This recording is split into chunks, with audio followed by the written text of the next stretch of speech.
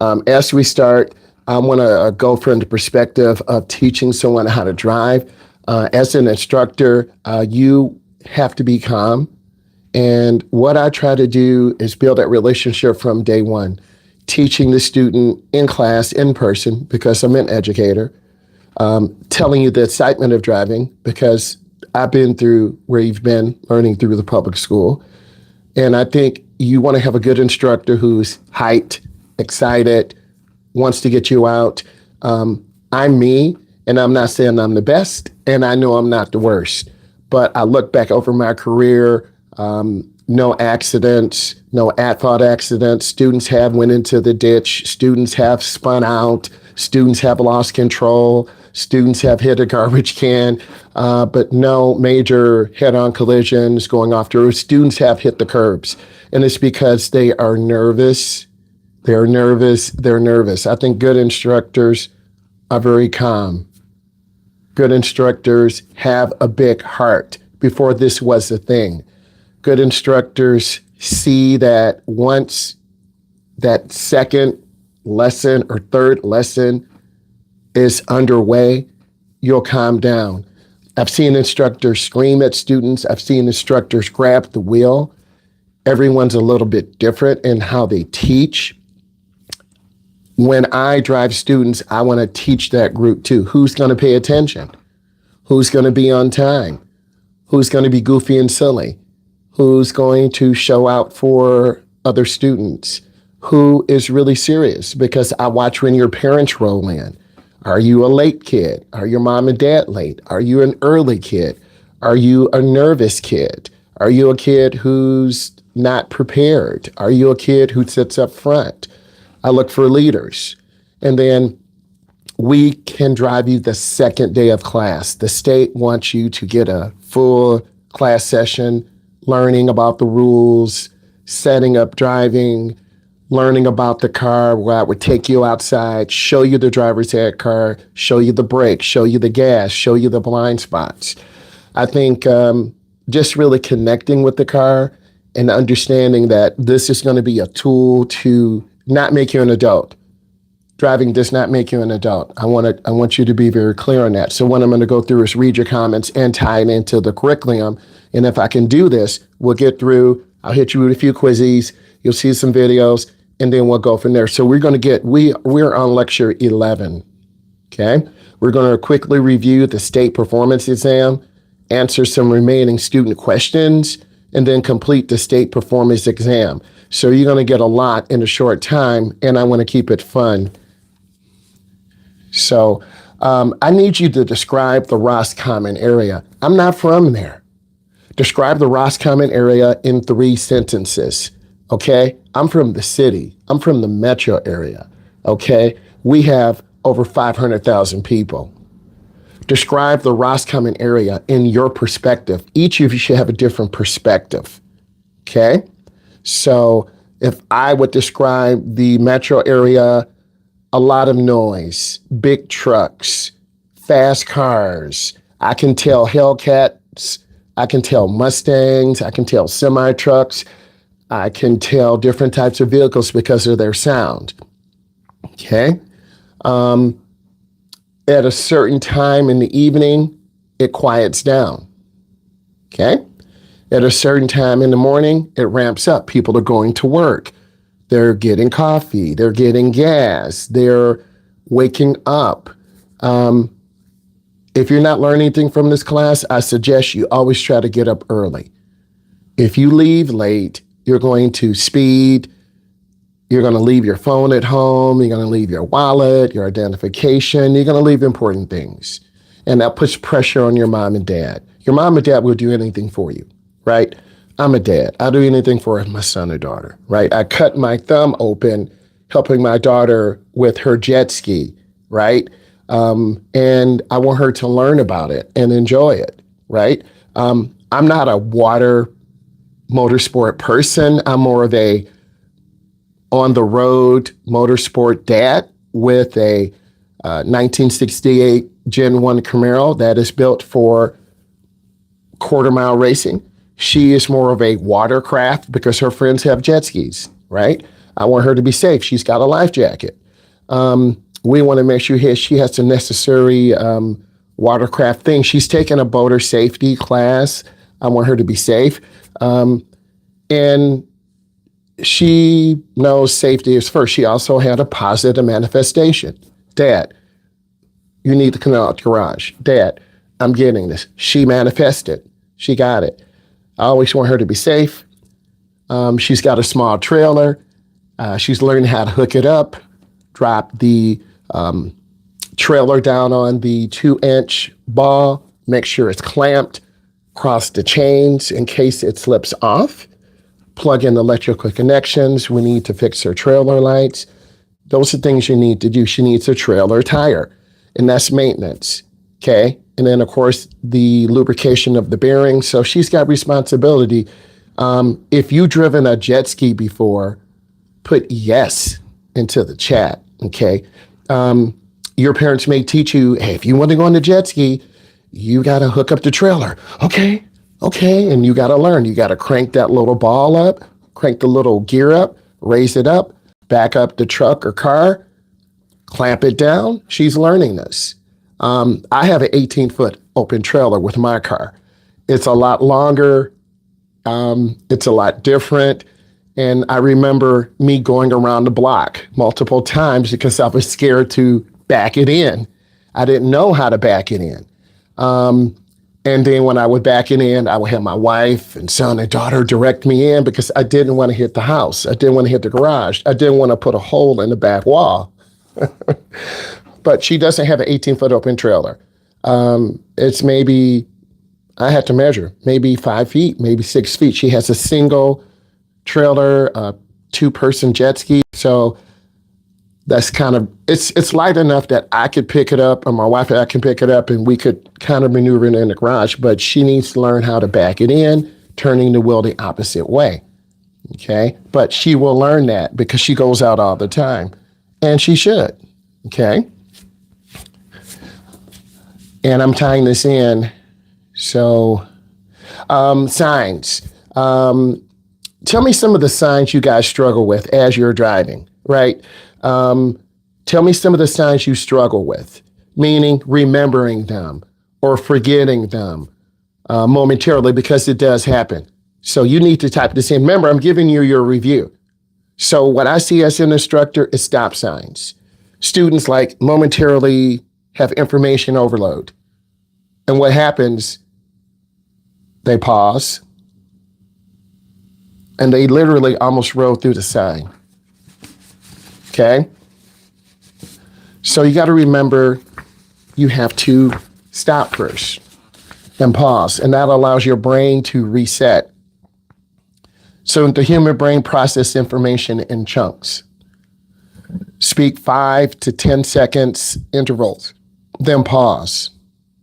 I want you to have clarity and maintain attention. So if you guys kind of roll the stop sign, put stop sign in the chat. It happens. But as an instructor, you'll fail your test or you'll get hit. So stop signs are a big thing. And remember, we're gearing you toward your road test. Okay? And I'm reviewing this. So stop signs, a lot of you don't stop. You do a rolling stop. And if your instructor doesn't, no pun intended, STOP, if they don't stop you, you're going to learn to do rolling stops, and that will fail you on your test. Or your mom and dad will say, didn't your instructor teach you anything? Yeah, mom, dad, they taught me how to drive. Well, you're blowing stop signs. Dad, can you get mom? She's being really picky. Mom, can you get dad? He's being really picky. Your parents want you to be safe. So I see stop signs as a challenge. I'm going up to the top and I'm looking at some of your comments because I care. When I read your comments, I get a chance to know who you are. So the question was, analyze the most significant mistake you made during your first drive and explain how your second drive helped correct. So I'm going from an instructor. Students are so scared at yellow lights. You don't know when to slow down and stop safely. You might go through a yellow light and hit someone. hit a pedestrian who walked out in front because their light is changing, or hit a car because the car decided, I'm going to go ahead and jump my light early. That does happen. So what I want you to do, and your instructor should have taught you this, if you can stop safely in 3 seconds, 1001, 1002, and 1003, you should stop, okay? There are pedestrians with headphones on. We saw a young lady in a Mazda Miata, smaller car. She had the Beats headphones on. And I said to myself, she can't hear an ambulance. She can't hear a horn. And I thought that was dangerous. I think the one thing you do if you're going to have a convertible, you want to feel that wind, that air around you. You want to hear the sound of your engine. That's how I feel if I had a convertible. Okay. I want you to type in headphones and finish the statement. Type in headphones and then finish the statement. If you were that person in a Mazda Miata, it's a smaller convertible car, really nice 2-seat sport coupe. One of my friends had one as a teacher. We drove in it. Beautiful car, really small. I didn't really feel safe in the car, not because of his driving, well, a little bit, but just really small.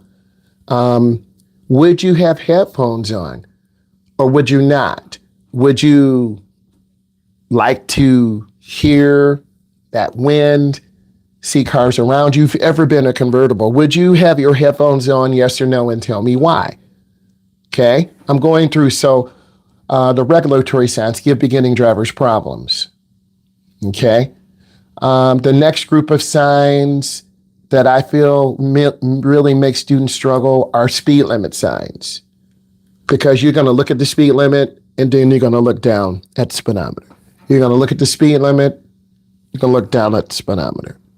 You're going to look at the speed limit, you're going to look down at the speedometer. If that was you, type in yes and tell me why. Okay, I'm telling you what I see my students go through.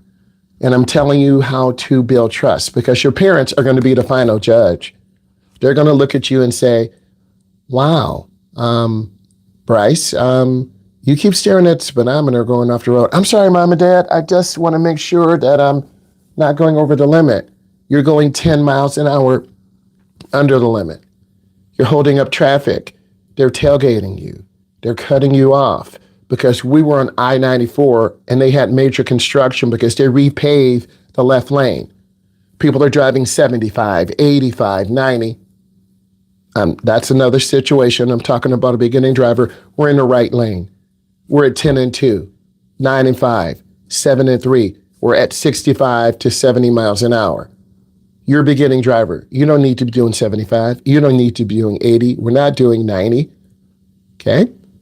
Cars are literally tailgating us, cutting us off, riding on the right, on the side of the road, which is illegal. Why are these drivers doing this to us? Type in why. Type in why these drivers are doing this to us, okay? The next group of signs that I see are warning signs. For instance, great teachable moment. Number 10, okay, the left lane ends. I'm not going to put my student driver in the left lane because they will have difficulty doing the zipper merge. They will panic. Other drivers are not going to give us time to get over. And you're really nervous. You're not going to check your blind spots. Some of you put in blind spot checks. A lot of you are going to look over the wrong shoulder. If I don't tell you mirror, turn signal, blind spot, you're just going to look in your mirror and there's a truck to our right in our blind spot. There's a pickup truck in our blind spot. There's someone who is mad and impatient, and then you're going to move slow.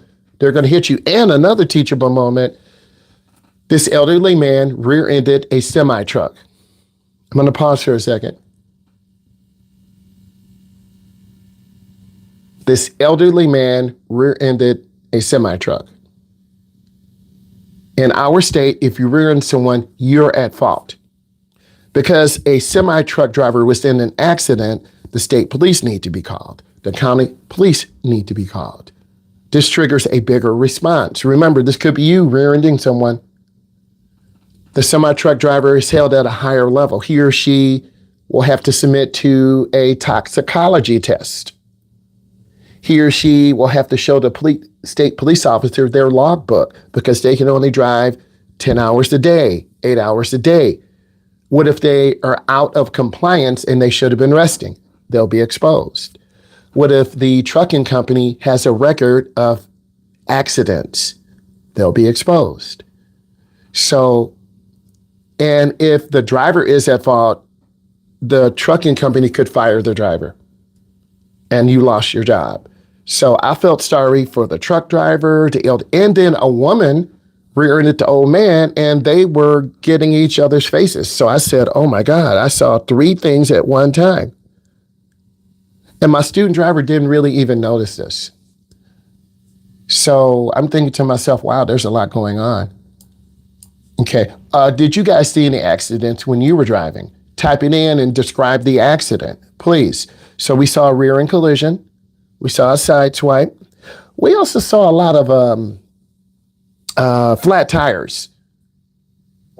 We saw a lot of flat tires. What type of accidents do you see in the Roscommon area? Describe the Roscommon area.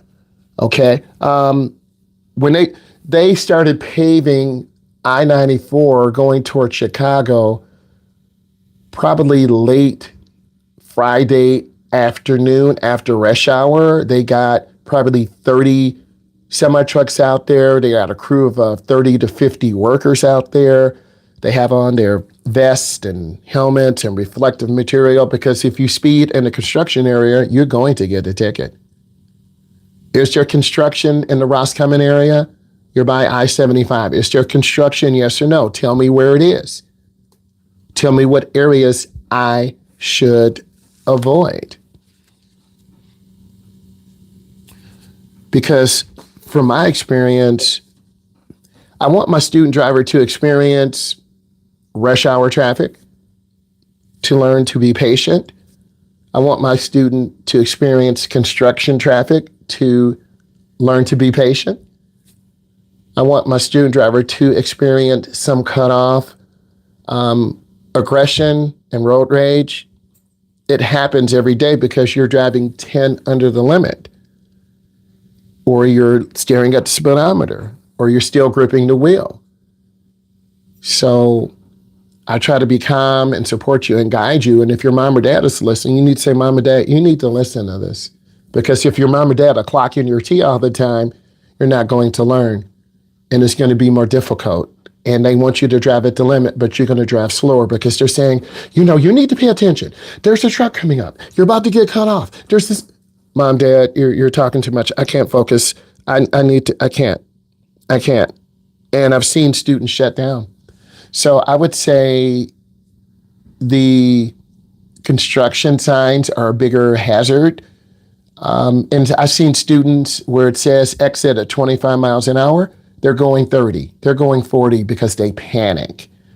And your mom and dad need to teach you earlier to slow down. Some beginning drivers stop really late, almost rear end. Some student drivers don't stop at all. And they go around a curve at 35, 45, and they'll lose control. Okay. Type the type of car or truck you're going to be driving. Type the type of car or truck you're going to be driving during your level 1 phase. What are you driving? Are you driving a Ram 1500? Are you driving an F-150? Are you driving Chevy Trax? Are you driving a Ford product? What type of car or truck are you driving? Okay. Your area is different than the city. You have more animals up there. You have a lot of visitors coming from around the country. Also, you have a lot of 2-lane roads. Pass with care. So you don't pass on a curve. You can't see it. That's going to be on your test. Railroad crossings. In some areas, they don't have gates that come down. In the city, we have gates. We have lights.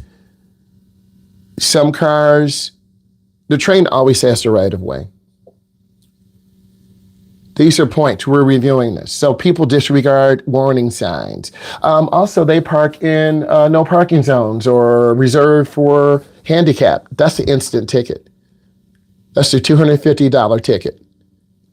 And if you're not working, your mom and dad are going to pay that. Okay, so let's review before we go on. So you're going to have information overload, stop signs, yield signs, wrong way. Heaven forbid you go the wrong way. And I've had students do that. If you're making a left turn out of a private parking lot to get gas, maybe stop to stretch your legs. The instructor tells you make a left turn. You go on the wrong side of the driveway. You're probably saying, what? You go on the left side. That's the entrance. And then you go on the wrong side of the street. We were traveling on a one way on Gratiot. I told my student to make a left turn. They turned on the right turn signal and went all the way over to the right. I had to stop them literally twice because they were so stressed and overwhelmed. I just had to calm them down. And I'm telling you this not to cap on someone. I'm telling you this to learn. So you got to be really careful. I'm going to the next comment. My first drive was pretty good. I was pretty nervous at the start, but I felt better. My second drive, I felt a lot more better. Third drive, it's like something I've been doing for a long time. Gailing, these towns. So went to different towns. A mistake I made, thank you for self-reflection. A mistake I made on my first drive, driving too fast. That happens. It happens less than you think. Most beginner drivers are going to drive too slow, which is also a hazard. Driving too fast can be very scary for you and the instructor. And it makes the instructor think, this young man or young lady doesn't know what they're doing. They're going to hit a car's going to come out. But eventually they will come down. But you have to build that trust. I was able to fix that mistake by watching my speedometer closely more. Self-reflection. Thank you for sharing that self-reflection. All right, I'm going to put a thumbs up in. Hey, thank you. Next, my first drive was good, easy, and stuff didn't have any problems. My second and third and fourth were also super easy. Grailing, I did parallel parking. You have to learn parking. You're going to go to downtown areas. You're going to travel to Chicago, to Wisconsin, to Indiana. You might go to a hunting show. You might see a special entertainer. Because your area, you might have jet skis. You might have boats. Your mom or dad are tired of backing the boat in. You're going to do it. You're going to unload the boat. You're going to hook up the boat. If you want to ride in the boat and be the captain, make sure everyone has a life jacket on. Your friends are going to fight you. Make sure you hook up the boat. Make sure you have air in the trailer tires. We have to get a trailer tire. One of them, it is on the passenger side. Got to get a new tire. I don't want my daughter with her jet ski to have a flat tire. That would suck. They're not difficult. It's just for boats, right? If you had a blowout before on your trailer, type yes and blowout and tell me where it happened. Tell me, how did your parents handle it? Did they panic? Did they swerve? Did they just calm down, turn on the four ways, get the car or truck over? Tell me that experience. I was in Wisconsin. I was in West Virginia being lost. And I felt a shaking really bad. And then, boom! I was in a Toyota Camry in West Virginia, lost. And my heart dropped. And I thought I was going to roll the car over. I managed to get the car over to the right. It was in the summertime, driving about 75 miles an hour. And the right rear passenger tire blew. My first thing is, I don't want to get hit. I don't want to lose control. And then I got the car over to the right, way off the edge of the road. Instantly, I opened the trunk, turned on the four ways. I knew how to change a tire. The biggest thing, I did not want to get hit by a car or a truck. And that's stressful too, okay? Do your parents know how to change a tire? Yes or no? Tell me where it happened. You're going to have to learn how to change a tire because it will happen. Even if you, example, key moment. My son has this Charger GT. The tires are less than a year old. He came from San Antonio, Texas. He's been back home about 2 weeks. He got a nail in his tire. Mom and Dad, I'm going to have to go to get my tire patched. Meaning they take the tire off the car, they take it off the rim. I'm telling you what you need to do, and you're going to tell me your story. Yes or no? Have your parents changed the tire? Have you changed the tire? You can't say, Mom, Dad, I'm stuck. Honey, you're 3 hours away. You know how to jack with the car. You saw your mom do it all the time. I wasn't paying attention. Honey, get off to the side of the road. Get on a flat surface. Okay, get the jack out. Make sure it's on a flat surface. Find a little indentation area. Put on your park brake. Make sure you're off the road. Get the jack. Crank it up. It's like a scissor jack, and it goes up. You got to know how to change a tire. Okay? Parallel parking is a challenge. I'm going to the next group of signs and pre-tests. I'm picking, wear your seatbelt. A lot of you won't wear your seatbelt.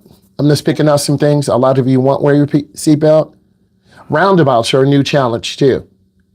5 years ago, 7 years ago, we didn't have as many roundabouts. There are more today. There are more today. Do you have a roundabout in your area? Yes or no? Has your instructor taken you on the roundabout? Yes or no? I'm not from the Roscommon area. I'm from the metro area. I don't know your area. You don't know my area. What questions do you have for me about driving in the metro area? People drive very fast. I hear them, motorcycles, cars, big trucks. Put a Q and a question in for me about the metro area. There are a lot more accidents. We saw a lot more flat tires this weekend. We saw a lot more aggressive driving. There was a car show this weekend at the motorsports place near my house. Yamaha was there. They were talking about motorcycle safety. We saw a couple hundred motorcyclists coming in, pulling into the motorsports area. People are buying jet skis. You see people going out to the lakes. You see people with trailers. You'll see my daughter with her trailer. She's learning, making sure it's hitched on, double chains. You got to get those lights fixed, okay? You got to get that tire fixed. There's responsibility. Anyone can get on a jet ski and ride. Anyone can get in a dirt bike and ride. Anyone can get in a race car and drive, but is your trailer good? Do you have good tires? Are they cracked? Are they dry rotted? Do you have the right air pressure? For my trailer, I have to put 65 pounds of air, all four of my tires. If they're not, they're going to heat up. I'm going to have a blowout. Do you really think I want that to flip my car, flip my trailer, and people try driving at 75 and 80? Okay? I'm not saying my daughter's going to get a snowmobile. We don't have the room. But she's got a jet ski, and she's going out as much as she can. And the more she goes out, the better she gets, the safer she gets. She understands her routine. Eventually, she'll be able to bag it in. My son ran over my foot yesterday. Dad, I'm sorry. He ran over my foot, pushing the trailer in. I'm like, you killed me, Myles. I'm sorry, Dad. He was kind of laughing. He killed me with that jet ski. He ran over my right foot. It hurts. Has that happened to you? Yes or no? Tell me why. So roundabouts are challenging. They're actually safer, less pollution, less chance of an accident, more efficient. But people panic. And then someone knocked down the yield sign because they go in too fast. Okay, I'm just going through the pre-test information. Entering the freeway, you need to accelerate. You need to pick up speed. Freeways have an entry lane, and they have an entrance and exit lane. They're limited access. You're going to have questions on your test about that. Whatever driver must know, you need to know about how and who needs a license. Okay, that was from the beginning. You need to look through this. This is test prep. Who is required to take a road test? Anyone new to the state, anyone who wants to drive on roads. You need to take a test by a certified state examiner. What is a restricted license? Maybe you can't drive at night. Okay, Maybe you have really bad anxiety. You can only drive during a certain time. Where do you go to obtain your license? You go to the DMV, the Secretary of State. My daughter had to go to Secretary of State. She purchased a jet ski. She had to get the title that shows proof of ownership changed over to her. Okay. She got a new permanent trailer license plate. That needs to be changed over. Real talk. Okay. You need to know about your level 1. What can you do in your level 1? What can you do in your level 2? If you lose your license, you need to go to Secretary of State. You lose your permit, you need to go to Secretary of State immediately. You renew your license by mail. You can renew it online. We have a point system. If you get so many points, you'll be put in for a reexamination. Let's talk about these signs, guide signs. This could be for hospital, gas station, restaurant. You're going to be driving, you're going to be traveling. You need to know about guide signs. Define title, registration, 30-day permit. Okay. You need to know those things, what they are. Let's talk about your beginning driving experience. Driving is a privilege, not a right. So let's pause for a second. The state owns our license. We do not. I have observed many students not understanding this process.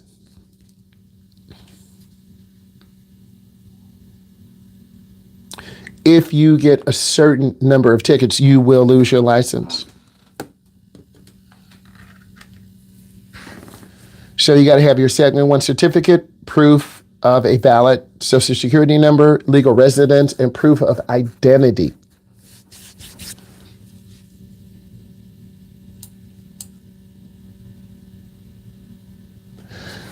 I think on my first drive, I was good driving. Isn't that difficult? A lot of people say that, but let's bring you to the city. Let's put you in downtown Chicago, downtown Detroit. I think you'll pause. There's 500,000 people down there. You'll be overwhelmed. Let's put you on 94. Big semi trucks. Everyone's doing 90. You're doing 70 and holding up cars. Let's put you on a bridge at night or in the rain. During my first drive, it was really hard for me to maintain speed. Thank you for the honest reflection, Alexis. I found it gradually easier. Thank you. I can only improve after making mistakes. What you said, Alexis, and thank you. I appreciate that, Alexis. Right? Self-reflection. I'm looking for self-reflection. My first drive, I struggle with knowing when to turn the wheel. Thank you, Alexis B. My last two comments are real. I have a student on his third drive. He's still going into the turn too fast, going into the left lane, overturning, getting ready to hit the curb. He's not listening to me because he's wearing the wrong shoes. I'll say it again. Don't wear thick, padded shoes. He's not listening to me. He's wearing thick running shoes. I told him wear thin sole shoes so you can feel the gas and brake. He's putting pressure on himself. He's not listening to me. You can't teach someone who doesn't want to listen. So both of the Alexas had self-reflection. The struggle is going into your turn too fast, not slowing down, carrying 20, 22, 23 miles an hour, and you're making a right turn and you go really wide. And that scares the people in the back seat because my students tell me, I can't drive with John. I can't drive with Tatiana. I can't drive with Shaquavia. Why? They're scary. They don't listen to you. When you're a driver, you need to ensure the safety of all people. So Alexis did have self-reflection, and she will get better. But throughout my next few drives, I began to be more confident. So that tells me I see learning. My first drive was good. I just was speeding by a little bit, which most of the time I got better. Around that third drive, you will get better. Main street stuff, people walking, shopping, jaywalking, walking up between cars. We go to the downtown Mount Clemens Trap area. It's a very small downtown area. I have my students make 16 turns. You're saying, what? You're going to make 16 right turns. You're going to parallel park 4 times. You're going to go up, look left and right, stop, turn out. Oh, by the way, a little kid walked in front of you. Cover your brake. Oh, by the way, I'm using my phone case to pretend. They're looking for Pokemon. Don't laugh. Okay? Pokemon. They're looking for Pokemon. And we stopped and went, what are you doing? What are you doing? I'm looking for Pokemon. I told you. Logan Paul had a cart that he sold over 2.6 million. If you don't believe me, type it in and put the link in. I know you don't believe me. Logan Paul had a Pokemon card that was worth over 2.6 million. You can open up a pack of cards and get a card. One of my students, she picked up one card. It was worth $250. Just picked up a pack. She did lose $50. She checked the value. I told her, you need to hold on to that card. Do your research for a moment. Put the link in. Logan Paul sold his Pokemon card that was over 2.6 million to a collector. I'm not making this up. I know you don't believe me. You could go to your store right now. Hey, let me get those case of Pokemon cards. How much are they? $50. If you make $100 back, you made your money. You could have one card that's worth over 100,000. Mute yourself, please. Thank you. So put in the link. Okay. So I asked you to do some research. I asked you to put in the link. I'm going to go to the bottom and see. Okay. I actually won the tire changing race 2 years ago. That's great. Both my parents are able to. That is awesome. I love that. I'm looking at the bottom. My mom's car doesn't even come with a spare. That's the sad thing, Alexis. Manufacturers are taking the spare tire out because it's weight. But what if you have a flat tire? You're going to have to wait for a tow truck. That's $80. That's $100. You're going to Texas. You're driving. You're going to wait 3 or 4 or 5 hours. Yes, you're right. So how do you get over that? I would buy a spare tire. I would have a jack because you want to keep going on your trip. You're right, Alexis. Cars don't come with spare tires. More and more manufacturers. Some do. An Enclave, a Ram 1500. I'm finding out what type of cars you're driving. A Jeep Cherokee. 2025 Chevy Trax, very popular. 2021 Ram 1500. Chevy 1500. So I'm going to keep going. I think if your parents are going to take you out, you're going to have good experience. Let's talk about motorcycle license. I went to a motorsport place across from the house. They were teaching people how to ride motorcycles, motorcycle endorsement. You have to have completed a motorcycle rider education course. You're going to have a question on your test about this. Don't worry, in about 10 minutes, I'm testing you. You have to have a motorcycle road test or pass a written knowledge test or a motorcycle road test. The motorcycle rider education course is for teens 16 to 17. Some of you could be 16, some of you could be 17, most of you are not. And for adults who failed the motorcycle road test twice. I want you to understand about the HTS. This is the Highway Transportation System. You're going to have questions on this. The National Traffic Motor Vehicle Safety Act. This is for vehicle emissions, safety recalls, and airbags, seatbelts. The National Safety Act. This is for regulations, for registrations and inspection of your vehicles. We don't have vehicle inspections, but some states do. The Uniform Traffic Control Device. All traffic signs and traffic lights are the same. Either they're vertical, up and down, Green is at the bottom, yellow's in the middle, red's at the top, or they're horizontal. Okay? Either vertical or horizontal. Ignorance is no excuse. Headphones are dangerous because you can't hear surroundings, but we saw this young lady in her convertible. She looked like about 19 or 20 in the left lane, doing about 80. Had her Beats, because my son has a couple of Beats. Audio headphones. They're wireless. You can't hear your surroundings. Headphones, I would just use the car stereo. Facts. Headphones, I would not wear them. You do need to hear stuff. Takeaway, headphones are dangerous because you can't hear anything, definitely. I would not wear headphones in a vehicle. Facts. Headphones should not be worn. Headphones are not a good thing to wear while driving. Here, Drew, a thumbs up. Thank you. I've slowed down on the highway thinking the exit was closer, but it wasn't. Thank you, Everett. Reflection. A lot of beginning drivers misjudge distance. They overshoot the exit, or they slow down way, way, way early, and people are angry at us. They're angry. Thank you for reflecting that. Yield and stop signs. I stopped a lot when there wasn't even a sign. Thank you, Alexis B. Self-reflection. And a lot of beginners just tap the brakes, tap the brakes, tap the brakes, and then that makes people angry around us. So I try to tell them, hey, you don't need to stop as much. Be smooth. Take your time. There was only one sign that I didn't see. It was the wrong way sign. Ooh, Drew, wrong way. Be careful.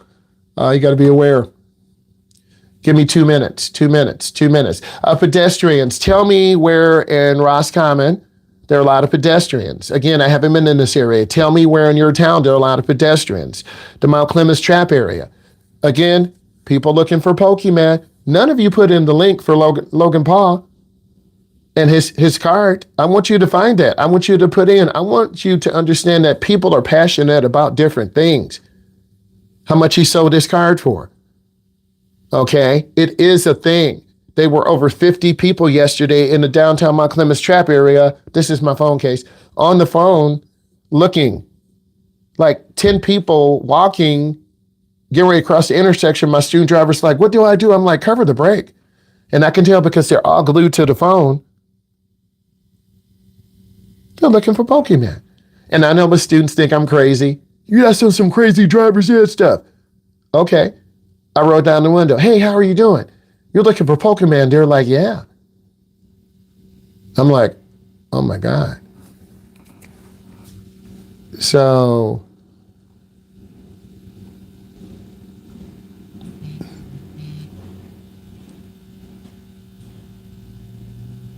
no problem. It's all good. I understand. You're okay. He said, okay, hold on. He sold a one-of-a-kind PSA 10 Pikachu Illustrator card for $16.42 million. I'm going to pause for a second. That's going to make me want to go buy a case of Pokemon cards right now when I'm off. Right? I could find one card right now, an Illustrator card. You probably say, hold on, this is driver's ed. No, I'm telling you real life, because you have people who are looking for Pokemon. $20 could change your life.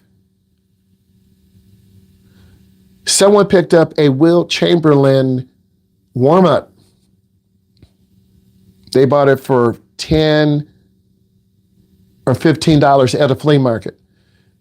It was one of Will Chamberlain's original warm-ups.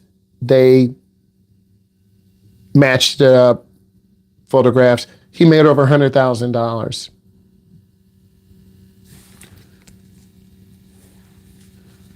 So I want you to understand, guys, go get some Pokemon cards real quick. I'm just going to go get some.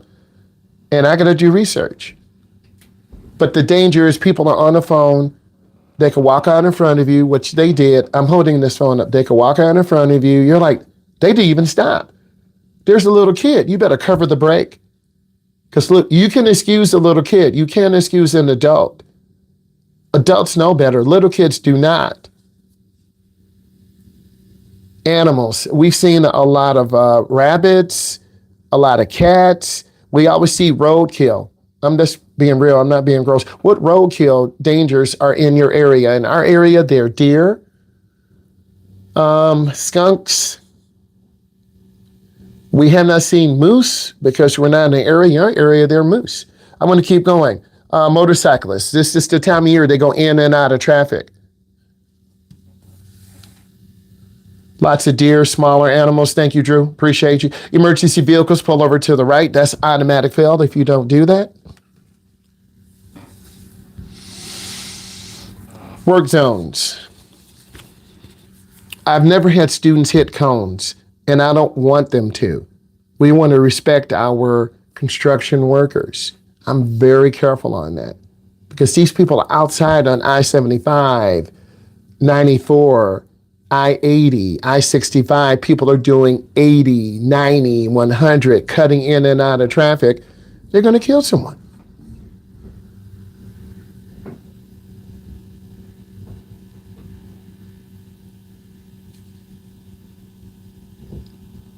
I urge you to listen right now. Your time is short. You're going to be taking your test on Thursday. You're going to remember these stories I'm telling you about the construction zones. It's 45 and less posted. Being a defensive driver, a safe defensive driver.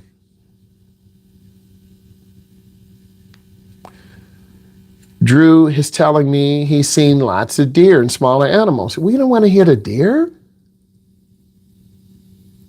You hit an animal, they're in misery. There's blood on your car. Your car is damaged. Your front end is damaged. Your windshield is smashed. You can't drive your car. Your parents are worried. You hit your head. You have a concussion. You had your seatbelt on. The airbag came out. It burned your face. You may get glass in your eyes. You have a concussion. I've seen those things happen before. It's not if we'll hit a deer, it's when.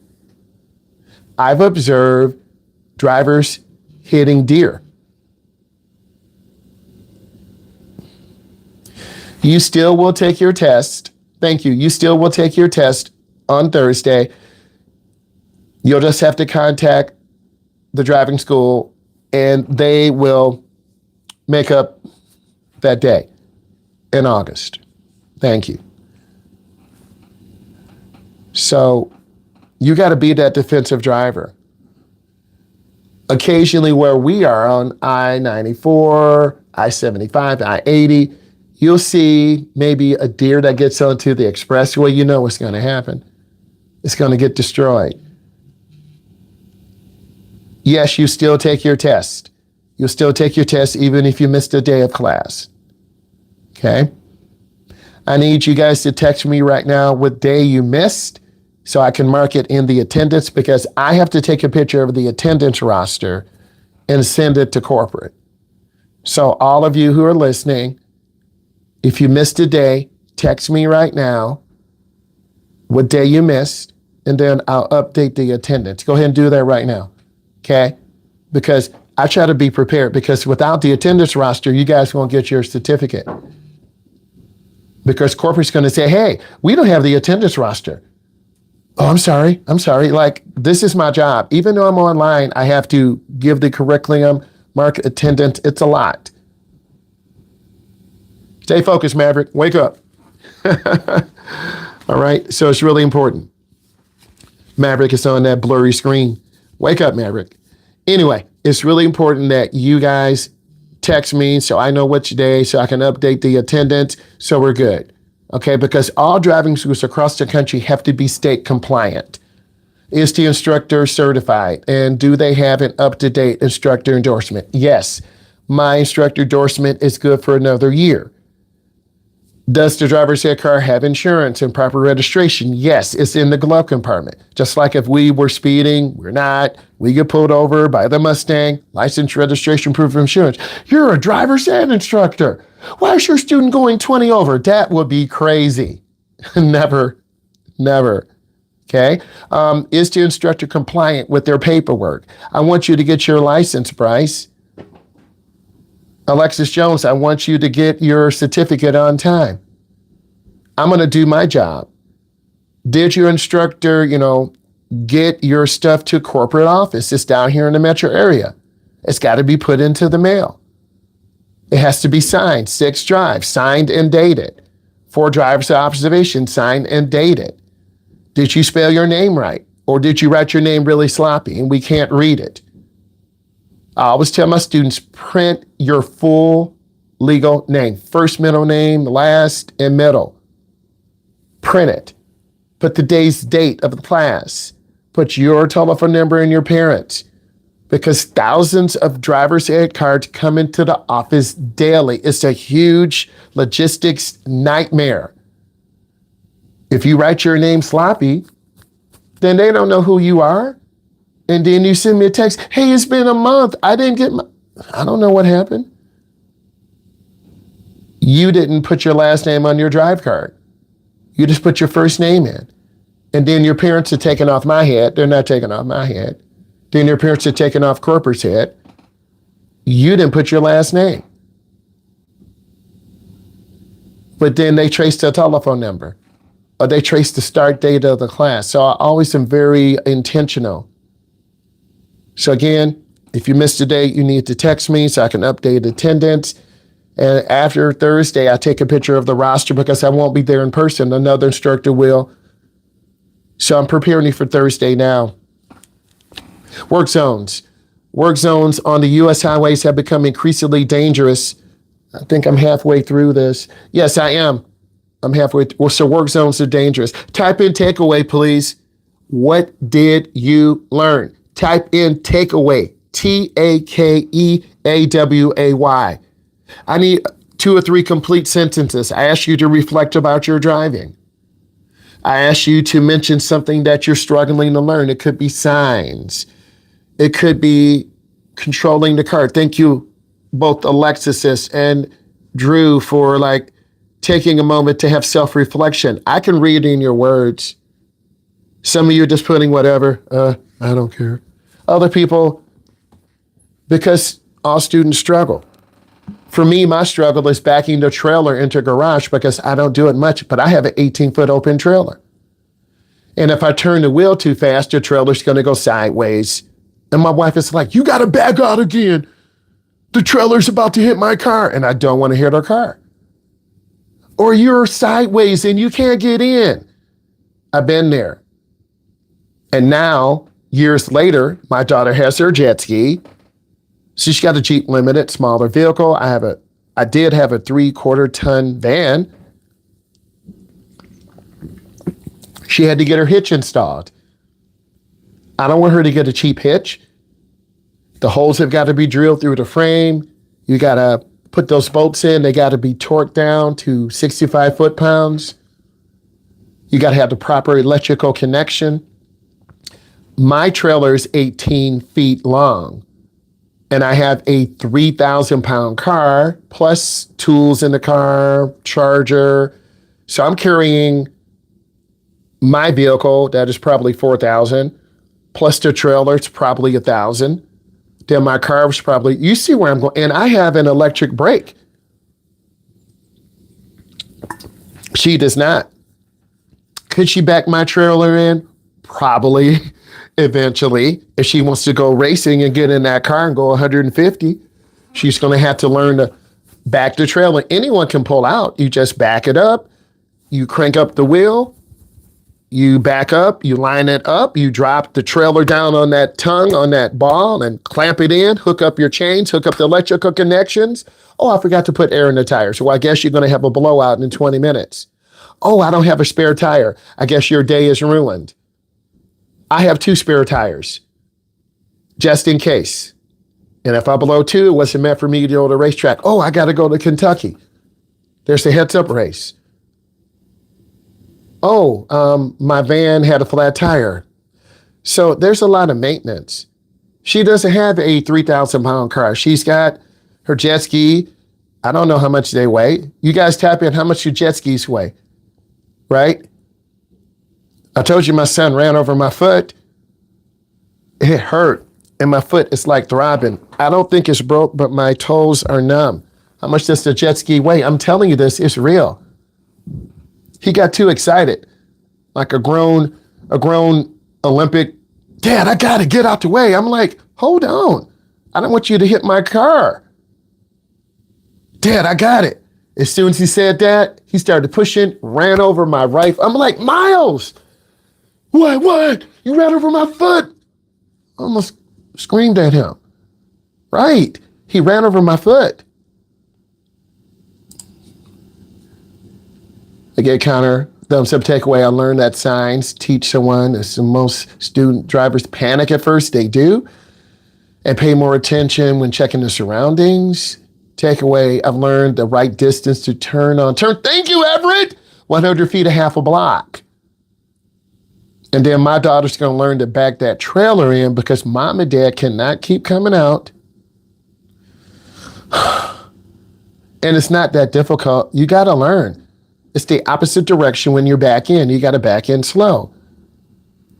Okay? And then to unhook a jet ski and push it up an incline driveway, our driveway's not that long, but it's long enough a trailer can run you over or run your toe over. If my son was driving my 18-foot open trailer, he would have broke my foot and my leg.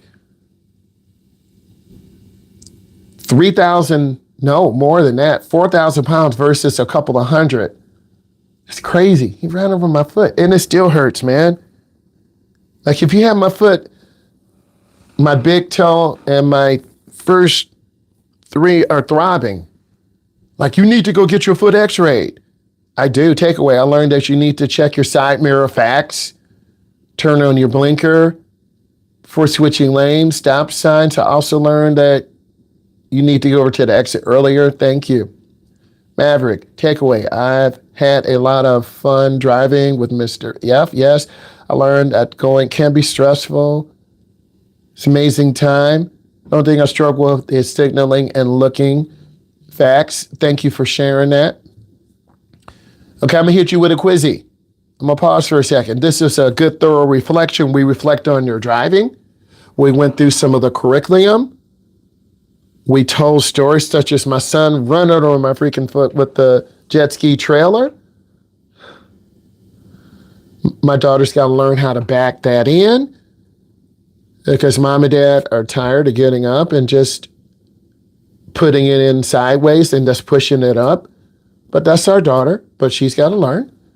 Do you guys know how to back a trailer in? If yes, tell me. If no, tell me. Okay? Water sports, snowmobiles, dirt bikes. Okay? We have a 2.5 car garage. My race car is to the side, tight to the right, 18-foot open trailer, 68 Camaro on top. Okay? Not buried too much. Okay, I got a flat tire on the trailer. I need to air that up. Got a flat tire, one of my tires on the Camaro. Got to air that up. We're making room for her. You got to know how to back in that trailer. Come on. Come stop sharing. I thought your reflection was good.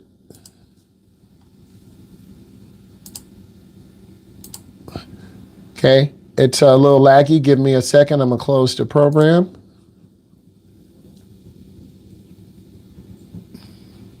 Recording in progress. It's a little laggy. I apologize. Just hold on one second.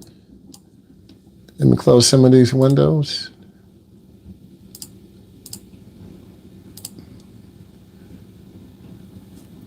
Give me 1 second. I want to thank you for joining the Masterclass. It's about storytelling. It's about connecting with real driving. I need you to subscribe to the class because this is an educational channel and I want to make you a great driver. So when you subscribe, you're going to get a person who has 24 years plus of driving education experience, who's teaching adults and teens. Consider subscribing. Bye.